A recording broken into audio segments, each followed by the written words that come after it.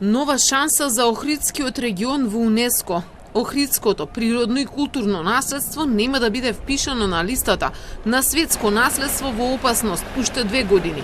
Но сега властите во земјава ќе мора да ги спроведуваат препораките во дадени рокови и под надзор.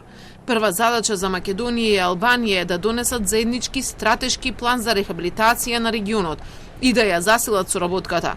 За министерката за култура Ирена Стефовска оваа одлука е последен момент, последен аларм за сите засегнати за да се зачува статусот на Охридскиот регион. Ова значи од утре со огромен интензитет, со добра координација, значи и со фокус, континуиран фокус на сите институции од централната и од локалната власт, но и онаму каде што можат и граѓанските организации, значи континуирано, сите заедно, да ги вложиме напорите за да го сочуваме статусот. Веќе 3 денови се дебатираше за статусот на Охрид во Комитетот за светско наследство на 44-та сесија, која се одржува во Кина. Министерот за екологија Нуредини на крај им се заблагодари на Босна и Херцеговина и Русија како најголеми поддржувачи, но и на Австралија и Норвешка за, како што рече, пријателските совети. Драго ми е што Охридското езеро и регионот ќе имаат можност да го задржат својот статус и ќе имаме време за да ја комплетираме заштитата на ова неверојатно природно и културно светско наследство.